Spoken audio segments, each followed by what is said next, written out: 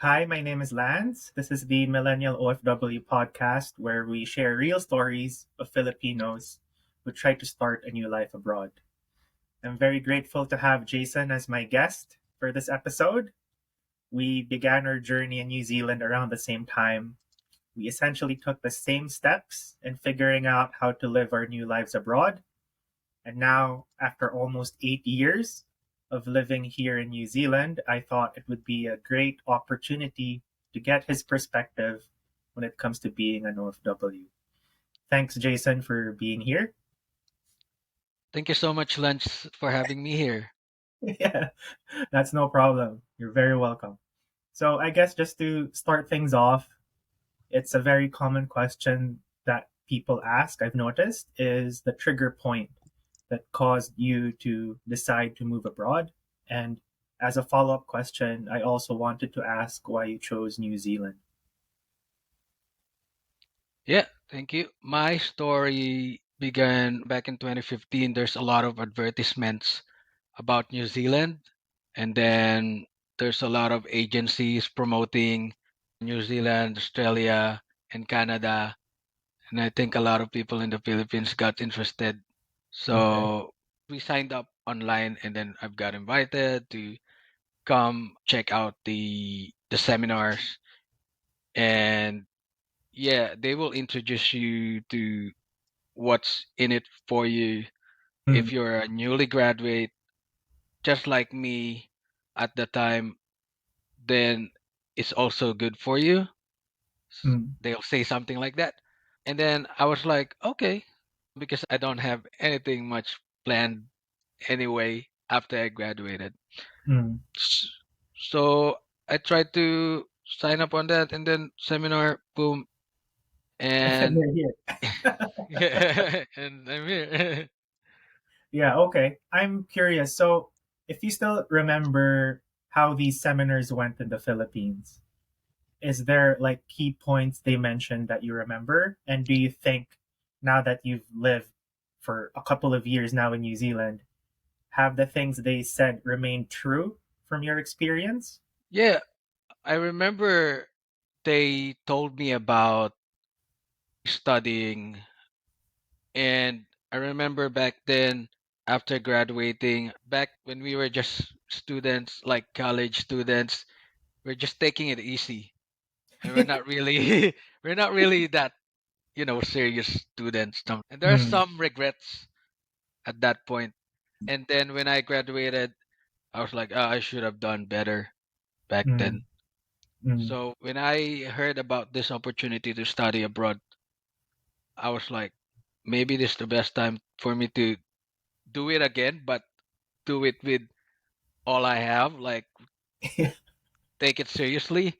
Yeah, take And it serious. then when I when I grabbed that opportunity when I came here and then I studied, I did not expect that it's gonna be easy Mm, because we went to uni already. mm. But this 1 year study that I did when I arrived is almost just like a refresher. Yeah. Um, yes, it has met my expectation that Mm, you're gonna study again and then you're gonna learn something. I've mm. learned a thing or two, but it's not something like new for Yeah. me. It's like Yeah. a refresher. Okay, fine. Yeah. Okay. So if you were to compare your experience studying in the Philippines compared to your experience studying here, what would you say would be the main difference? I think the main difference will be I just realized that the tertiary school that we went to is actually different to the uni that we went to back in the Philippines. Yes, correct. And if you have a high expectation coming here and going to that kind of school like tertiary school, not Mm, something like Auckland University or yeah. University of Canterbury, something like that, um, then it's not gonna meet your expectation. But if you're just like, oh yeah, I just want to study and then leave afterward or find a work, Mm, then it's okay. But back then, my focus was to really to experience studying here, and it did not really meet the expectation that I was imagining, because during the orientation, right, on the seminar back in the Philippines with the agencies, they will like show you pictures with trees, beautiful school buildings, and then you're studying under the tree, sitting on the grass, Yeah. something like that. But no, unfortunately, when we arrive here, um, we're not really studying under the tree, but we're we're we're studying, outside front of the school. Yeah. Um, and yeah, but but the scenario might be different, but it's Auckland, it's New Zealand anyway, so it's Yeah. still, for me, it's still better experience Yeah. studying though. Yeah. And one thing I remember, because I was similar in the sense that I was also looking at how the school was being marketed. I saw a Mm. lot of pictures with, you know, students of European descent, for example. So I was like, okay, that would be a great chance for me to meet other cultures, make new friends from different countries. But then when we got there, it was mostly Indians, Filipinos, and a few others. So it wasn't a diverse spread of ethnicities. And yeah, so that was a reality check of the kind of school that we went to and what the focus was of that school essentially. It was an interesting period because back at that time, if you remember, there was a huge crackdown with schools, and NZQA was investigating which schools were compliant, which schools were not compliant. And I remember having friends that essentially lost their school because the school had to shut down because they weren't compliant. Yeah. So it was a very interesting period. Like being an overseas student in New Zealand was quite popular, I would say back then. I'm not sure now, post COVID, Mm. but definitely back then. During our time, like 2015, right? Yeah, Around May 2015, it's like yeah, most of the people who have lived here, they said it's like the boom of the student visa here yeah, in New Zealand, something like that. And there's a yeah. lot of students who went to study. There were people like 1 year earlier than us. Mm, So yeah, it was really an interesting time, and I'm pretty sure a lot of people like took advantage of it, yeah, and there might have been some issues right after that, mm, but in the end, we all were able to finish anyway our yeah, study yeah, 1 year, right? yeah. Moving on, I wanted to ask about the obstacles or challenges that we all face when we do something new or scary. And that includes, of course, living in a new country and being an overseas Filipino worker. So, in your perspective, if you were to name the biggest challenge you've faced since living here in New Zealand, what would that be? The biggest challenge could be, I think, your mindset. My mindset, for example, I'm gonna give you an example, like uh, in terms of jobs, right? Looking for, because if you are holding a student visa and you are allowed to work for like 20 hours a week Mm, back then, mm, and when I arrived here, because my mindset was to focus on study, mm, and it it hasn't really occurred to me to like maybe try to work, you know. mm, And I had that kind of mindset, like just focus on a study, mm, 1 year seriously, and then do your best, and then right after you graduate, that's the only time you need to work. mm, But I realized I can do more. I can actually work for like 20 hours. So that's not bad. But back mm. then, it's like, oh, it's gonna take too much of my time. Yeah, That was the mindset, right? When we yeah, were studying back in the Philippines, we're not asked by our parents to, hey, you're going to college, right? Uh, so find a part-time jobs in McDonald's or No, Jollibee, it's just right? study and go home. Right? There's no Yeah, such thing, yeah, right? yeah, But here you'll realize maybe not majority, but some of them are like they know that they're gonna need to do some part-time jobs while mhm, studying, yeah, and there's no excuses for that yeah, at all. yeah, So yeah, that is one of the mindsets that has been challenging for me. mm, And also, yeah, that's why it took me a long time before I find like a job, mm, because I was too afraid. mm, Like I don't know how to handle interviews, mm. especially if you're gonna be interviewed by a Kiwi. Yeah, That's another struggle. You just came here, you're not yeah. even It's 2 scary weeks because you old. don't know. Yeah, Yeah, it's scary. And the way they talk here, especially if you're just new here, you can't pick they up the accent. you can't pick up the accent. Like, ugh. Yeah, And we're used to American English, yeah, and they're like here they're like British mix of like a lot of things. yeah. It's a different British accent. And it's interesting that you mentioned the concept of being a working student because, as what you said, in the Philippines, you just do one thing. You either study and you just focus on that, or you just work because unfortunately you can't afford school. And there have been a few times where I've encountered working students. I remember the times where I would be with my parents, then we'd be sitting in a fast food restaurant, for example, and then there would be this like a young girl or guy in their late teens. They would hand you a small note explaining something, and they just don't do anything. They just hand you the note. And then that's weird because in the Philippines, we're unfortunately very suspicious of other people. Because the reality is, even though we're known to be friendly, the country itself can be quite ruthless if you're not street smart. So the common mindset is just to be paranoid of strangers. So even though that person was like a young girl or a young guy, the first reaction would be to be suspicious of them.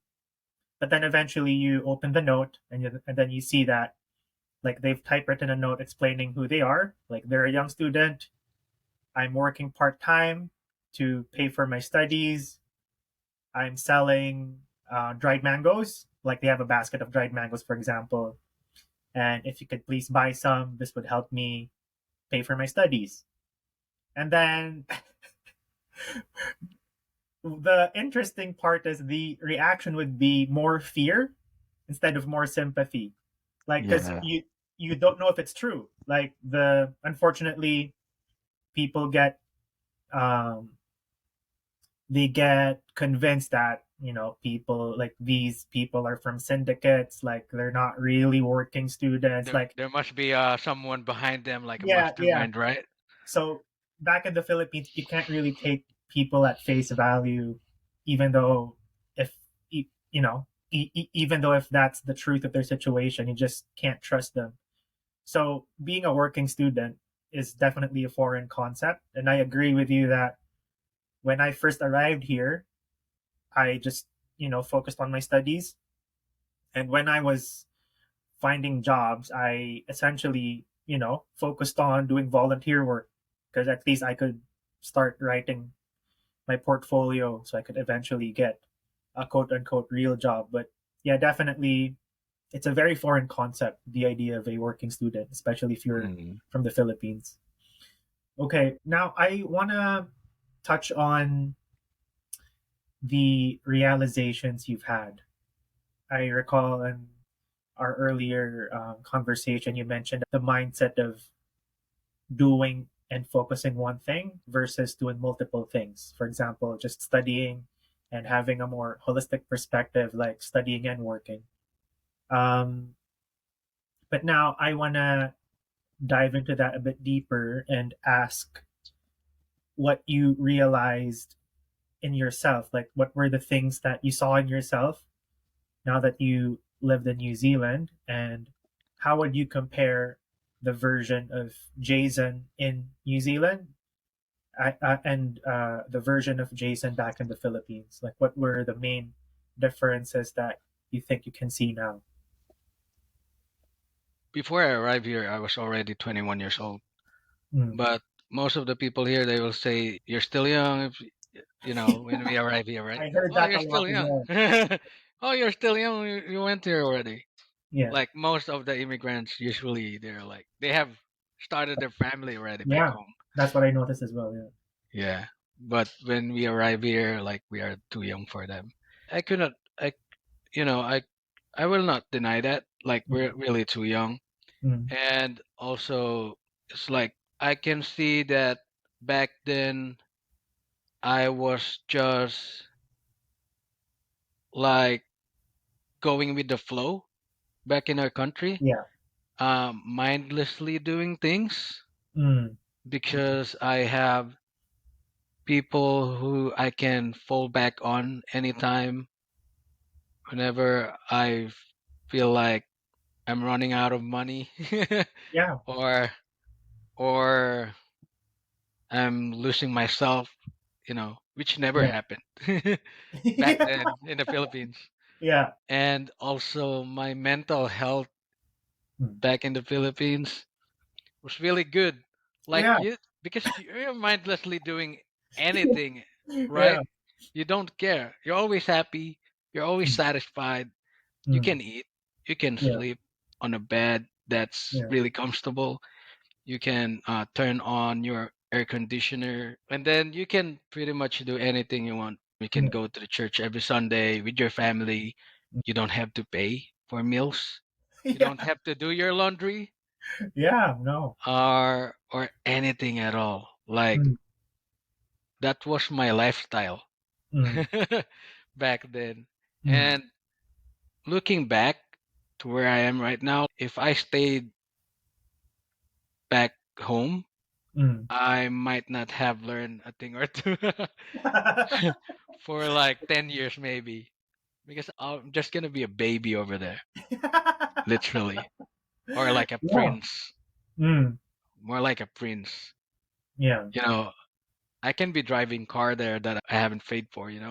So, yeah, I think there's a huge difference really. When you look back at it, you'll realize that you've done the right thing. There might have been some regrets, but those are small regrets. Like I could have just stayed there so that I will not feel stress. Every time you feel so lonely or we're having a hard time here in New Zealand, every time we feel down, we Mm. always we cannot stop it. Mm. But we're always gonna feel like I wish I just stayed back home so Yeah. I would not have to go through this. Mm. And yeah, we can think of that, but if after we sleep after a night and then we wake up, oh, luckily I'm still here in New Zealand. Especially if you look And in the news, flip like, and become oh, great. there's a lot of crimes or what in the Yeah. Philippines. So yeah, we're still grateful. Yeah, Mm. there can be some moments that you'll feel Yeah. Of like course. that, but Yeah. it is just you know, it will not last long. Yeah. That kind of feeling, and you will always be grateful because where you are right now and who you are right now is Mm. actually the better version of yourself. So Mm. right now I feel like I'm the best, not the best, but the better than yesterday kind of Yeah. thing. Yeah. And Um hopefully the best eventually. yeah, hopefully the best, Yeah. but yeah, I've improved. It's really different. I was just too complacent on Mm. anything, like too Mm. relaxed, too laid back. This is a laid Mm. back country, but in The the Philippines, I Philippines was too is laid back already. yeah. Yeah, Yeah. but It's here I'm challenged. Haven't realized that I love being challenged, mm. and I can do a lot of things. You know, Mm. I can first to start with, like I can do my own laundry. I can wash my dishes. Yeah, Oh yeah, my yeah. god! Like you'll be I surprised. never did that in the I Philippines. haven't done that. Whoa! So this is the soap. Yeah, this is what soap is for. I had no idea. What? Yeah. Yeah, that's Yeah. good. And just listening to your, I guess, testimony of sorts of the the experience you had with your life in the Philippines versus your current life in New Zealand. I guess a question I wanted to ask is, would you say you're happier now in New Zealand amidst all the challenges you faced, or or would you say that you're happier when you were still in the Philippines? Yeah, that's a good question. In terms of happiness, really, I was already happy back then, right? In the Yeah. Philippines, I was already happy. I'm with my parents. I'm with my brother. I can meet my grandparents during the weekend, something like that, because it is our home. Mm. I've been thinking like, I think I'm happier now because of who I am Mm. and who I have become. Mm. If I just stayed there, like I've said, maybe I'll have some regrets. Yeah. Just imagine if I just stayed back home. Yeah, maybe I can get a full-time job, but Mm. I might not have done a lot of things like work on different jobs. Mm. Look after an internet cafe. Yeah. You know, if you Yeah. work for an internet cafe back in the Philippines, your friend will make fun of you. Yeah. Like you There's a lot studied of in Benil, judgment. like Yeah. prestige university, you studied Yeah. too, Yeah. and then you look after a cafe, Yeah. right? And then yeah, I'm happier. I can say that I'm to answer your question. I can say that I'm happier now. Yeah. I think that's a very important thing. Like being grateful is such a great way to remain happy, you know? And, it's easy to forget to be grateful because things unfortunately tend to be the same way because of routine. But it's through challenges, I think, that we get a chance to take a step back, see things the way they really are, and then actually get perspective on why we should be grateful. So I think even though life here is definitely hard and it's not often talked about, I think it's a side of being an OFW that not a lot of people know. Especially if you're staying overseas, you Yeah, don't have any family relatives, yeah, and it's you're just hard. Yeah, alone. You can get bored, yeah, and you can think of a lot of things like having regrets. mm, If you're already here, that's the first thing you should be grateful for. yeah, There's a lot of people who want to go in here, but yeah, if you are in the U.S., Singapore, Australia, New Zealand, Canada, or in other beautiful countries, you are getting paid like three times more than what you could have been getting from the Philippines. yeah. So moving on, I wanted to ask, now that we've talked about challenges, let's flip it a bit and let's talk about accomplishments because I think it's always worth celebrating something, especially when you go through such a journey as being an overseas Filipino worker. So, in your perspective, what would be your greatest accomplishment so far? My greatest accomplishment so far. I want to start with personal before my professional Mm. accomplishments. With my personal, I think getting married and we're having a baby coming on the way.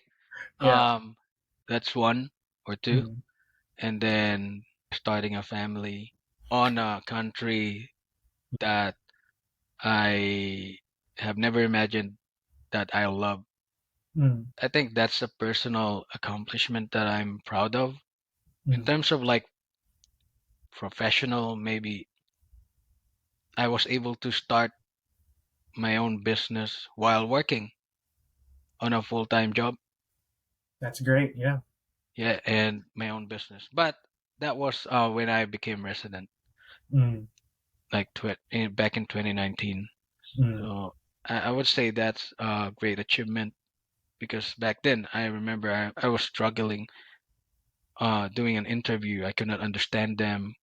or That must be their really. process flow of HR, like the way they're asking you questions. You Mm, couldn't understand.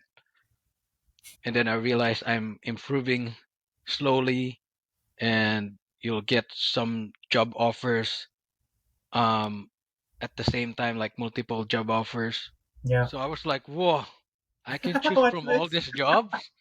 Yeah. I'm that good, not to brag about it, but I feel like I'm that good. So Yeah. yeah, so it's like an achievement for me. I still want to do a lot of things. Like I still have goals to accomplish. So yeah, having more goals. For example, right now I want to establish my website development business. Mm, In the future, I want to have an office. I've been dreaming of having an office, having two workmates to work mm. with, something like that. So yeah, that's what I'm currently working towards at the moment. Yeah, that sounds great. Thank you. It's amazing. Like, just the fact of starting a business, like, it's not a common pursuit, especially if you live in the Philippines. It's either something you do because your parents are already involved in the business and you just help out, or you're just really that driven.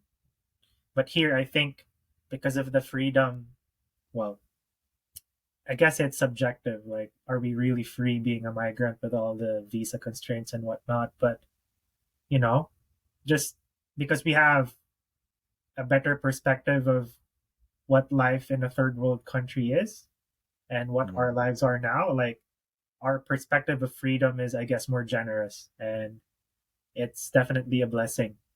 So, yeah, hearing being able to start a business while having a full time job is really great. Like you've said, there's a lot of freedom. People are so open in here, especially if you work for a small business or a big business. They're so open that they're gonna tell you what's going on in the background, what's the process. Mm, And then I realized that I understand how businesses work here. But back then, back in the Philippines, again, I don't care what business is. yeah, You know, I'll just buy from you. Oh, you have a business, so I'll buy from you. yeah. And that's it. I don't have that kind of mindset. Like someday I want to start my own Start your business. own business instead of just. Yeah, and I don't even know back then. Like, even if I think of that back then, I don't even know what I'm gonna do. Like, Mm. am I just gonna sell like Filipino foods, like Yeah, fishball?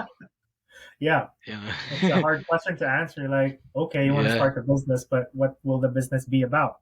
You know? right. Especially if Mm. we don't, if your family doesn't have any business at all. We don't Yeah. have business. Our family doesn't do any Mm. business.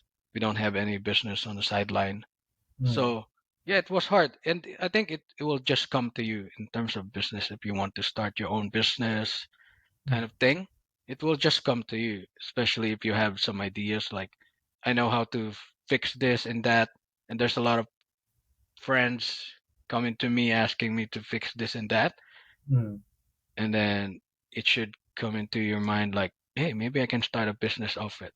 So Yeah. yeah, it will just come to you. So that's where I'm currently working right Mm. now. So I want to learn how to master that. Yeah. That sounds awesome. Mm. Okay, so we're about to close. Just a few more questions I'd like to ask you. If you had the chance to talk to the past Jason, the Jason that was just about to leave the Philippines and go to New Zealand, if you had a word of advice, what would you say to your previous self?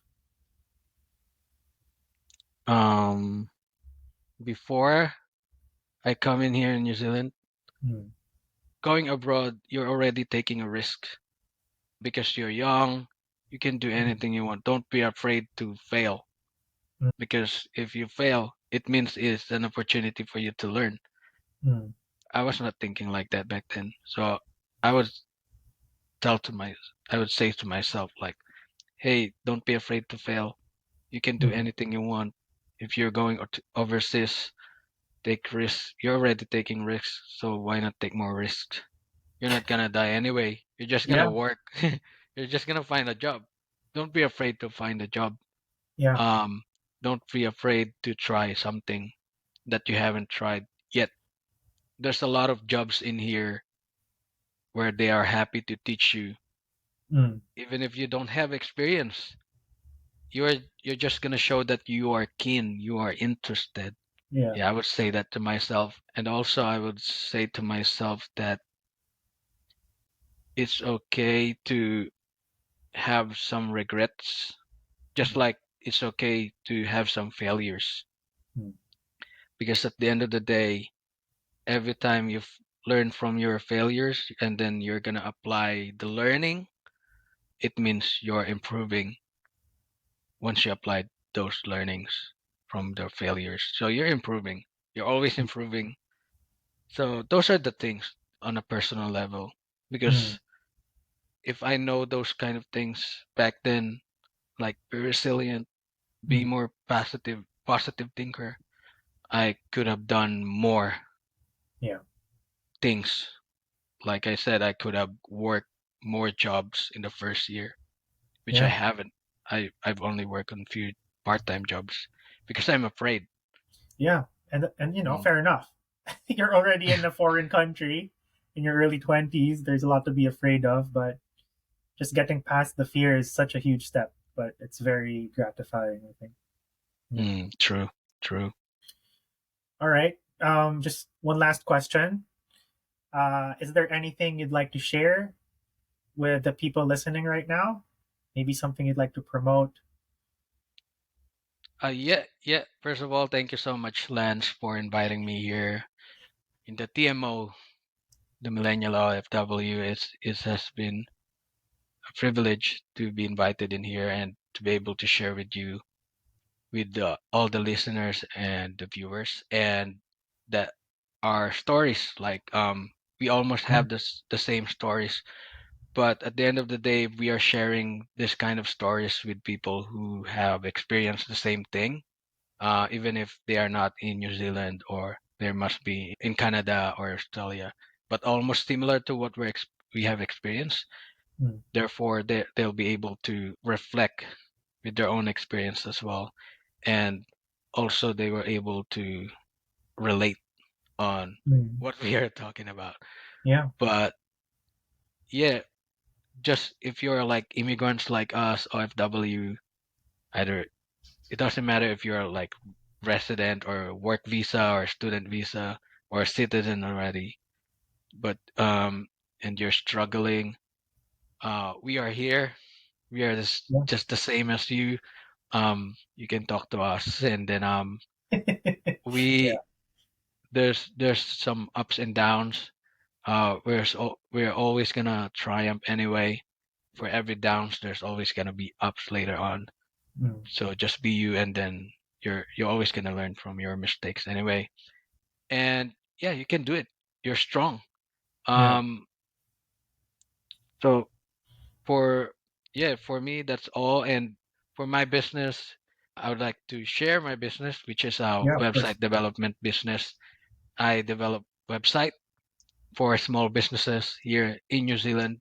I can also develop website for overseas if they have business, they have any ideas they want to start. And right now I'm here in Auckland, New Zealand, and Yeah. also with Lance. So Yeah. pay us a visit. Come Yeah. here. Yeah, we can hang out. And do you have like a uh, business contact email for inquiries? Yeah, they can thank you for that. They can visit my website www.outsidedigital.co.nz, Mm, and they can find everything in there, like great. portfolio and all that. Thank you, Jason, for spending this time with me for this episode of the podcast. And thank you, everyone, for listening. And I hope you found this episode entertaining. I hope it made you think about a few things in your life. And as always, we hope that you'll stay tuned for the next episode. Thanks, everyone.